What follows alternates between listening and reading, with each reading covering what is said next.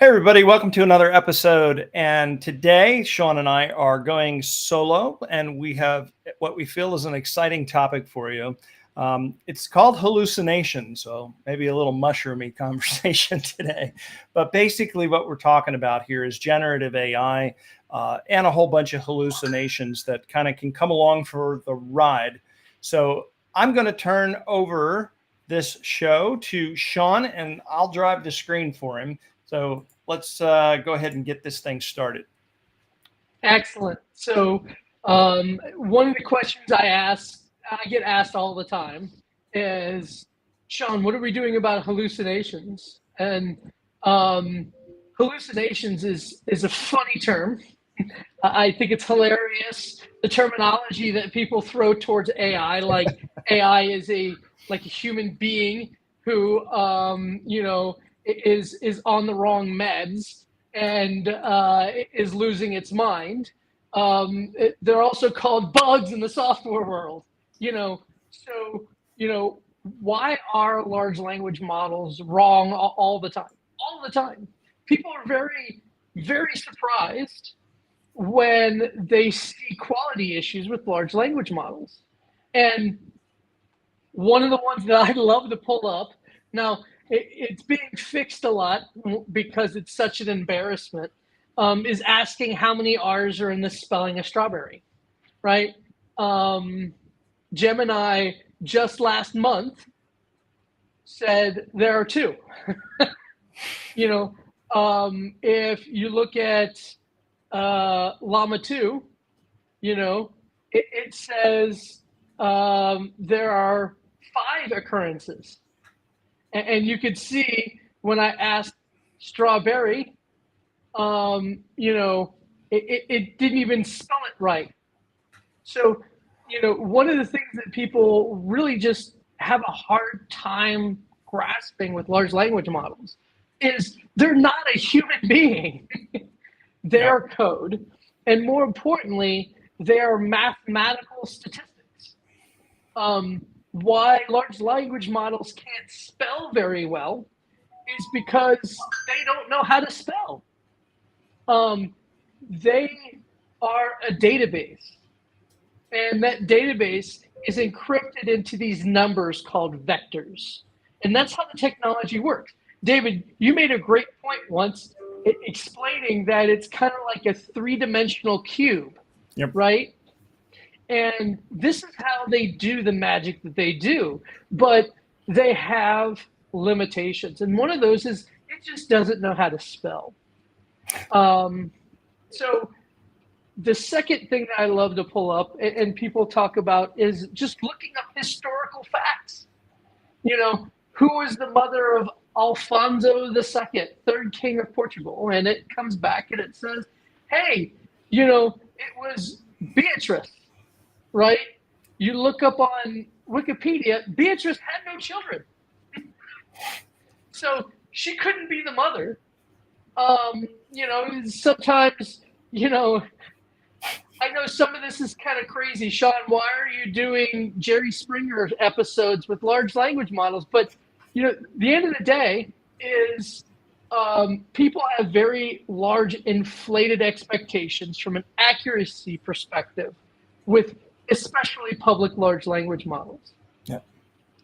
For most statistics that I've seen, it's about 84% correct. Anytime that you ask it a question, it's going to be a solid B student, right? And if you are trying to do, pub questions for Friday night, this is really good and exceptional, right? If you are doing surgery on a cancer patient, this is incredibly bad. You don't want 84% success rate on surgeries. So, when I talk about hallucinations, I try to explain that they're just bugs, right? They're extremely common. About 15% of the time, you ask it a question, you will get a wrong answer. And whether it be something very simple like spelling or something very simple like doing a Wikipedia search. Two things that I know I have personal problems all the time, right? So if you could skip to the next slide, David. Yeah. I'd like to just talk about some of the causes and types of hallucinations. Data contradictions is the biggest challenge that I'm seeing from our clients. They're like, Sean, we took all of our knowledge base, loaded it into a RAG model, and we're getting no better than a flip of the coin. So the more data you add, the more difficult quality is going to be achieved, right? So people are saying, hey, Sean, the easiest use case out there is knowledge base. Well, by my experience, that's just not the case. Not the case at all. So RAG is taking your data and adding it into the large language model. Yep. There's two problems with that. One is you are trying to add your data to the entire corpus of the internet. Yep. Have you ever tried shouting at the internet and see if they listen? Yeah. Right. Sean, I got a quick question for you. Please. So one of the things that I have seen as you're talking, has kind of triggered some thoughts that I had. And so the solution to some of these problems, and I think this is pure anecdotal from my end, is if you use a small language model as opposed to a large language model, you reduce the risk that your proprietary knowledge will have a significantly higher weight to that AI backend as opposed to using a large language model or even a bloated, I'll call it, I just made that word up. A bloated trillions language and trillions. Yeah. I mean, Well, they're getting that way now too. Again, when they start doing quadrillion size, David, I think you should coin that term, bloated language models, BLMs. Yep, BLMs. Yep, you heard it here, guys. First on today's show. We'll start the new trend. We'll put a hashtag on LinkedIn. Exactly. So that's problem number one, which is you have a data disadvantage, right? The second is when you have so much data in a pile, you could have one piece of data contradicting another piece of data. Yep. So basically think of it as you're sitting down with your kids, you tell them something, your wife later tells them something, and it matches about 90%. Well, that 10%, I don't know about your kids, but my kids will just pick what's best for them, right, on that last 10%. That doesn't mean it's accurate, right? So contradicting data can be solved by going through and making sure you have the cleanest possible data going in. And you nailed it on the first one. You may want to think about layering in an embedding only model as OpenAI offers, or maybe you want to layer in just a BERT, and use a BERT and build on top of that. Sean, explain to people what BERT is, what the acronym stands for, just in case we got some folks here that are new. So before there was ChatGPT and GPT in general, Google came up with a way to do a general inference model. So if you recall, at one point with Google, when you added search, you had to type in the whole word. It didn't autocomplete, right? BERT is how they accomplish that autocomplete. They give it some basic knowledge to do that autocomplete. And so when you type things, it's guessing what the search you may want. And you can use something that rudimentary and build on top of, and just leverage the natural language understanding to be able to achieve your use case. So data contradictions is number one. Number two, which is getting better and better, but it's still a problem, is problems with your prompts. If you ask, again, I always think about dealing with large language models like I deal with my kids, right? You have to be extremely precise in what you say. You know, go take a shower, use water, use soap, Use toothpaste. rinse, turn off the water, get dry, get dressed. So prompting is very similar to that. If you start adding contradictory things, like if you tell your kid, hey, you know, go take a shower, go clean up your room, go do this, and they decide, hey, you know, I'm going to do the first one and the last one, but not the middle one because I got confused. Very simple on this. And I want to show examples of this here really at the end of our discussion here, that there are prompting contexts that you can use to have a better understanding of what the large language model you're using is doing. So the next is factual contradictions. So this is where the Alfonso II example comes from. So Not to be confused with Fonzie. Yeah, exactly, not this guy. This is where it has somebody on Reddit, right, goes through and says, this is an absolute fact. And, you know, a good portion of the community believes in that. And then another part of the community says, I completely disagree. So you have two reputable sources of data having conflicting information. Now, this is typical in highly competitive fields of discussion. Technology, there is the Microsoft versus Google teams.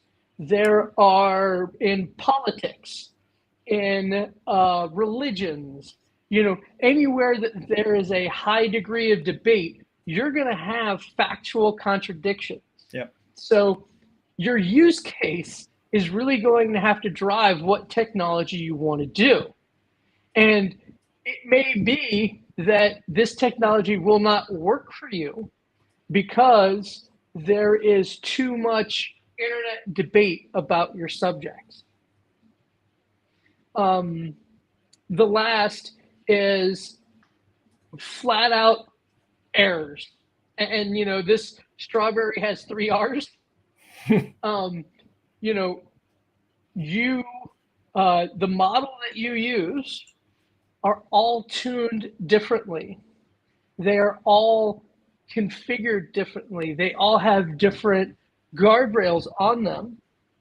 And these guardrails are constantly being improving to be able to get around this. And we'll show more on the strawberry question, but I can't emphasize enough, you know, if you build something with large language models, you should absolutely make sure you could switch providers if you need to. Yep. Just a quick call out too, Sean. I think if anybody has any questions or problem with it, this is one of the things that Sean and I have a pretty good line of sight on. So reach out to us via LinkedIn if you'd like to learn more, take a workshop, do a one-on-one, whatever the case may be. But there is definitely a lot of devil in the details for that one, and a way, as by way of a service and or suggestion, to set up benchmarking across multiple LLMs and benchmark to see which use case potentially is right for you. It could be long and arduous and a little bit confusing to get set up when you first get going. So anyway, sorry, quick plug. All right, let me switch to the next slide here. So then it comes down to, as I was saying, the more you know, the more you can be able to handle these issues. Every technology has limitations. I can tell you, I lose my mind when I'm trying to make a reservation, food reservation on my phone, and I get a notification pop up, from one of my apps that's trying to sell me something I don't want right now, right? And Pop then, up.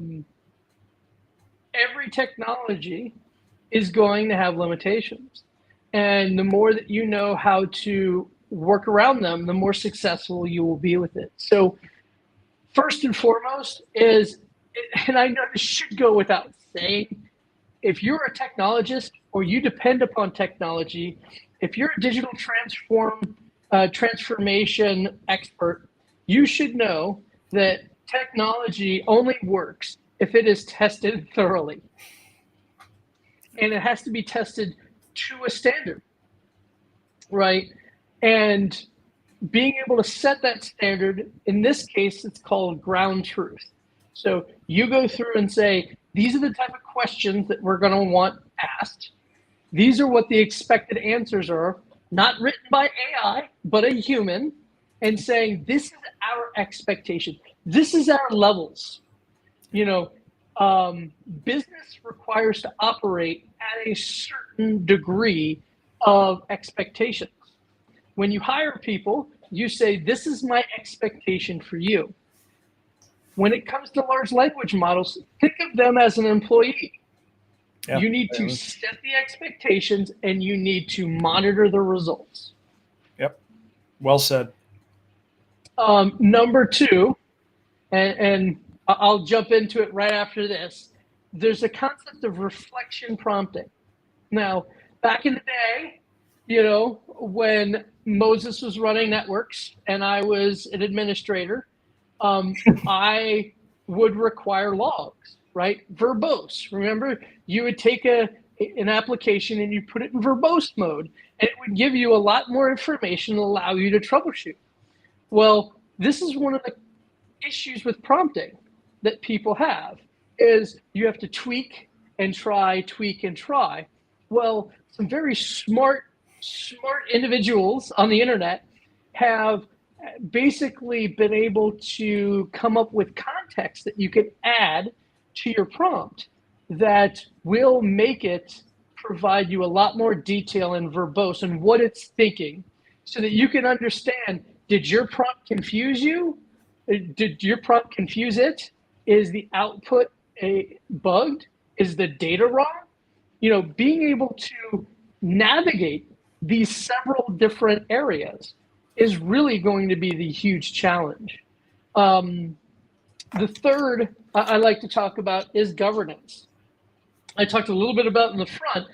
You have to set the levels. When you're using this technology, you have to set what is acceptable and what is not. Like I said, my first use case, if all you're doing is creating some pub questions for mildly drunk individuals, that is completely okay, right? And even having a wrong question or wrong answer may generate engagement. What's the YouTube standard? The best way to get engagement is to post a incorrect fact. But in the case of surgery, you can't be 82, 84% successful. You need to be 5 nines. So understanding what the expectation is and making sure that the technology meets or exceeds it before being in production is what governance is all about. Yep. Last but certainly not least is there are hundreds, thousands, maybe 10,000 of language models at this point that are at your fingertips, right? Ignorance is your enemy here, right? There's always new ones coming out. You should be up with all the major ones: Microsoft, Google, Amazon. There are many very popular open source ones like Mistral and Llama coming from Meta. But there are so many others. I should recommend Hugging Face. Is a really good way to keep up to date with what I call the script kiddies. The people who are out there who are constantly innovating, constantly trying new things. What happens when you remove all the guardrails? What happens when you limit the languages it can speak? There are people out there who are doing some groundbreaking work based upon your use case. There may be the optimal model, and you could save hundreds of thousands or millions of dollars potentially in costs using something that is tailor-made to your use case. So those are the basics. But now I want to jump in and start showing something. David, did you have any questions on this? Well, yeah, it looks like we got somebody had asked a question in a chat. Let's see here. It says, I just asked GPT and it says 2 as well. I feel smart now. And then a follow-up statement or question. I'm trying to read this in real time. It says, I asked to recheck, and here's what it said. You're right to question that. There is only one R in straw, but 2 R's in berry. So in total, strawberry has 3 R's. Apologies for the earlier confusion. Yeah, well, at least it isn't, open heart surgery. Well, my apologies. I took out your spleen instead of, your kidney. Should have made that left turn at your aorta. Yeah, exactly. I mean, we all need to set realistic expectations of what technology can give us. As I always say, it's not a magic wand, right? So here's a good example of my Gemini, right? And it's getting it right. How many R's are in strawberry?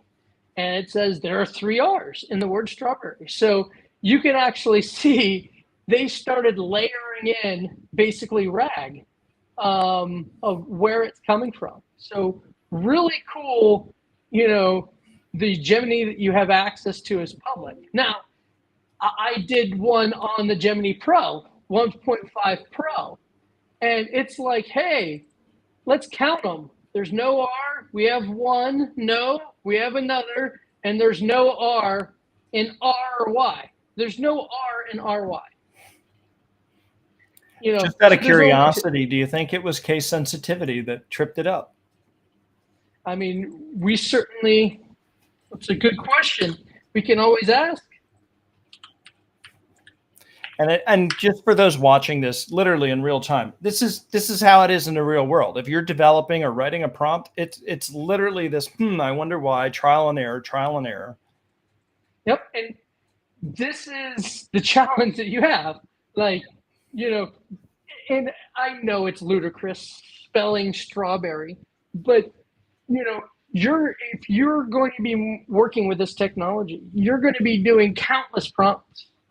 And up until like this last week, the previous week, I never understood how, what the cheat code around for prompt troubleshooting is. But, here is GPT 4.0 mini, and it gets it right. And here is Llama 3, and it gets it right. Yeah, some things that do creative, like some really crazy fringe prompt that I've done in the past. Like if I had this problem and I was trying to solve it and I couldn't circumvent, and I needed to solve it with maybe a one-shot or multi-shot example or something to be baked into the prompt, I would literally tell it to break apart the word into each of the characters and iterate through each one and increment a counter to solve and ignore case altogether. And if you build that into this kind of long-winded prompt, the hope or the suggestion is crazy approaches on prompt engineering can help you solve some of these craziness. or some of this craziness, hallucinations that you see. But it goes back to Sean's earlier point. You have to test. You have to test. Think of for those that are programmers that are on the call or watching this, whether it's replay or live. One of the things to keep in mind is making sure that when you're doing this is literally akin to doing manual test cases. You might be able to do some automation around it, but you really want to have that human in the middle, at least initially, until you are 100% sure that you're going to get the output that you expected. Sorry about hijacking you there. Go ahead. No. Again, so this is what's called the reflection prompt that people are talking about right now.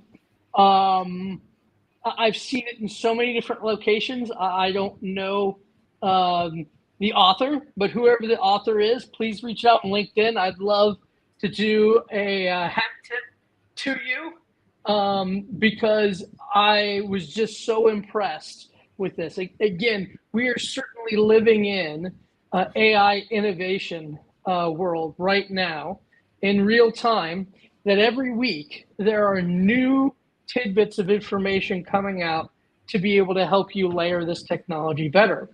And I believe that everybody out there, just like everybody does Google searches, people are going to have to learn how to prompt. And if you recall, David, on the tool that you were demoing way back when, you had the ability to put a context in to your profile. This could certainly be that context, right? Where you are looking for prompt testing. So you can read it very simply. It says, hey, create a thinking section on any prompt that I give you, and I want you to analyze it using chain of thought so that you can understand exactly how you would process that, and then provide me your reasoning, right? And then give me an output. And this makes things much more easier. So if I were to put that in there, and it's like, here it is. The question asks how many R's in the word strawberry. I'll analyze the spelling of the word and count the occurrences. This is what it's doing, right? It's going to write it out, identify, and confirm the count to ensure accuracy. I've correctly identified this task, and it says, hey, there's 3. So again, this is explaining. I gave it a very simple question, and this is telling you how the model is doing its work. So I know spelling is a very simple one, but think of any prompt that you can imagine, and it will tell you exactly what it's doing to try to figure this out. So that if maybe you're prompting incorrectly, which is one of the common hallucination problems, it will tell you. If the data is conflicting, right, it will tell you, right? It helps you understand the cause of hallucination and how you can address this by solving whatever the root cause is for that hallucination. Hey, so, Sean, I am curious. You mind doing a live experiment? Certainly. All right. So if you were to paste, say, that prompt in again, but let's augment that reflection prompt, add something to the bottom of it along the lines of, and be sure to include the vectors referenced. I'm curious if it would spit the vectors out, because this, for those of you data scientists out there, this will be very helpful in creating or fine-tuning potentially future models. So as we talked about going through all of this, one of the things that we did mention earlier was about the testing and trying to figure out which large language model or bloated language model, BLM, is going to be the right one, or if you need to use even the light or small language model. That is something that could potentially help you here if you could get those vectors out and then be able to modify and augment that. Yeah, it's certainly not. Oh well, not doing it. It was worth a shot.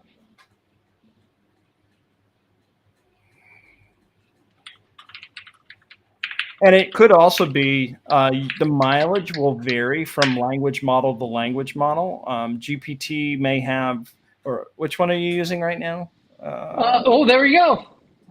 Yep. This is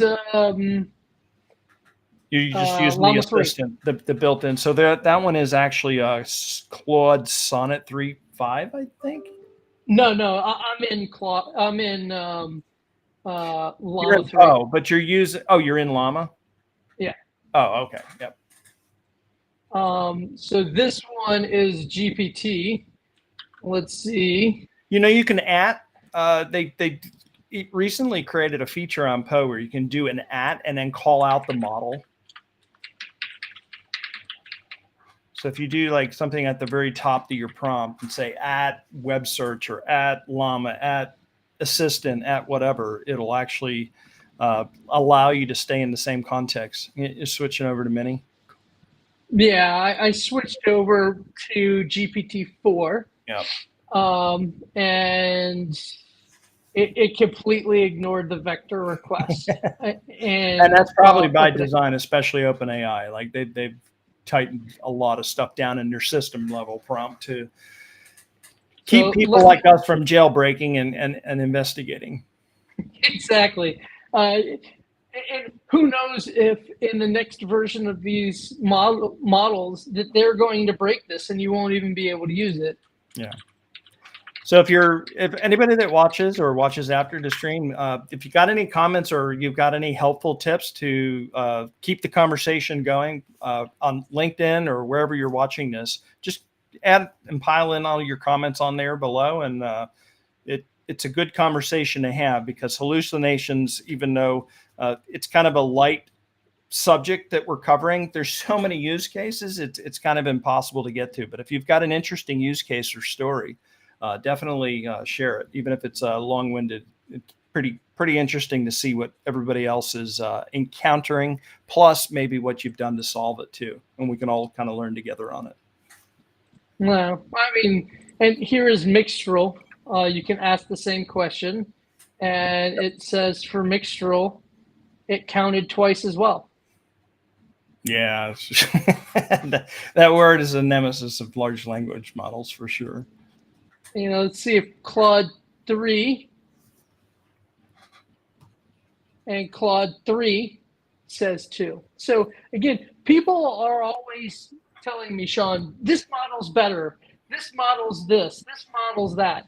It is so dependent upon, I think we've done this with 8 different models today, and like 5 got it right and 3 didn't.